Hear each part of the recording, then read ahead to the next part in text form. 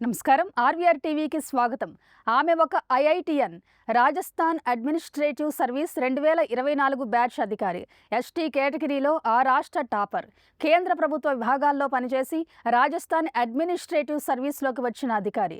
కరౌలి జిల్లా నడౌటి సబ్ డివిజన్లో sub divisional మెజిస్ట్రేట్గా మొదటి పోస్టింగ్. ఇవన్నీ మామూలు విషయాలే కదా. ఒక సాధారణ అధికారి గురించి మనం ఎందుకు మాట్లాడుకోవాలి? దీనిలో చెప్పుకోదగ్గ విశేషాలు ఏమిటనే కదా మీ డౌట్. ఇప్పుడు అక్కడికే వద్దాం. రాజస్థాన్లో మొదటి పోస్టింగ్లోనే ఆమె వార్తల్లోని వ్యక్తిగా నిలిచారు.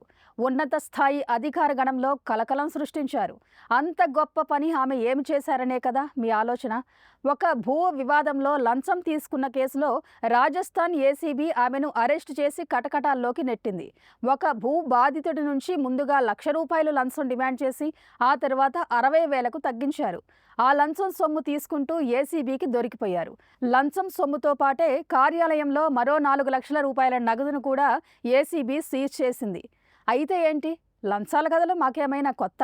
లంచాలు తీసుకునే ఏకైక అధికారి ఆమె మాత్రమే అన్నట్టు ఏమిటి వార్త అని మీకు అనిపిస్తోంది కదా. అవును, అక్కడికే వద్దాం.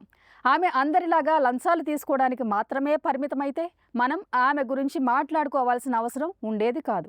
ఆమె గతంలో అవినీతి, లంచగొండితనం గురించి చేసిన వ్యాఖ్యలు ఈ కేసుకు ఒక ప్రత్యేకతను తెచ్చిపెట్టాయి. ప్రజల జీవితాల్లో పాజిటివ్ చేంజ్ తెస్తా, అవినీతిని అంతం చేస్తా, ప్రజలకు సుపరిపాలన ఏంటో చూపిస్తా అంటూ ఆమె గతంలో ఎన్నో ఇంటర్వ్యూలలో గళమెత్తారు.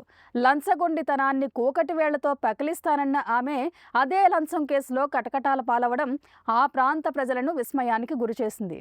ఆమె గత వీడియోలను చూసిన ప్రజలు ఆమె అరెస్టుతో నోరెళ్లపెట్టారు.